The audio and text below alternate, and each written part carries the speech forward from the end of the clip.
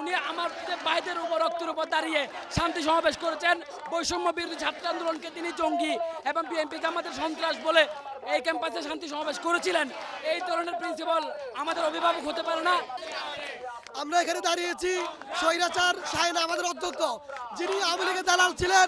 যখন আমরা কোটা আন্দোলনে গিয়েছি তিনি আমাদের থ্রেট দিয়েছিলেন আমাদের নাম পুলিশে দিবে, আমাদের লিস্ট পুলিশে দিবে, আমাদের ক্যাম্পাস তিনি পুলিশের কাছে হস্তান্তর করেছিলেন। এই জন্য আমরা চাই তার পদত্যাগ। সে 3 তারিখ যখন আমাদের 3 তারিখ এবং 4 তারিখ আমাদের ভাইদের লাশের উপরে দাঁড়িয়ে শান্তি সমাবেশ করেছে এবং আমাদেরকে বিএনপি জামাত শিবির বলে ট্যাগ দিয়েছে। যেসব শিক্ষার্থী ক্লাস অ্যাটেন্ডেন্স উপস্থিত হয় নাই, আন্দোলনের প্রতি সমবেদনা জানিয়ে তাদেরকে তাদের বিরুদ্ধে ব্যবস্থা নেওয়া করছিল। এরপর অভিভাবকদেরকে কারণ দর্শানোর নোটিশ দিয়েছিল। এরপর আমার ভাইদের উপর যখন গুলি হয়েছিল নির্বিচারে, তখন লাশের উপর দাঁড়িয়ে তিনি শান্তি সমাবেশ করেছিল।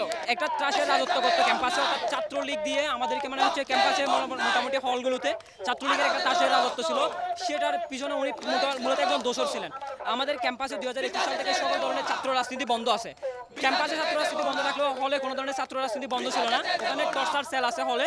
প্রিন্সিপাল আমাদের ছাত্র রাজনীতি বন্ধ করার কথা বলেও বারবার বন্ধ করে নাই। যখন কোটা আন্দোলনের জন্য সবাই স্টুডেন্টরা কোটা আন্দোলন করছে, উনি স্টুডেন্টদের পক্ষে অ্যাকশন নিবে বলছে। উনি সব টিচারদেরকে ডেকে শান্তি সমাবেশ করছে এবং উনি এটা পর্যন্ত থ্রেট দিচ্ছে যারা যারা আন্দোলনে গেছে ওদেরকে উনি বিসিএস বসতে দিবে না বা ওদের ভেরিফিকেশন উনি ক্যান্সেল করে দিবে, এরকম করে স্টুডেন্টদেরকে থ্রেট দিচ্ছে।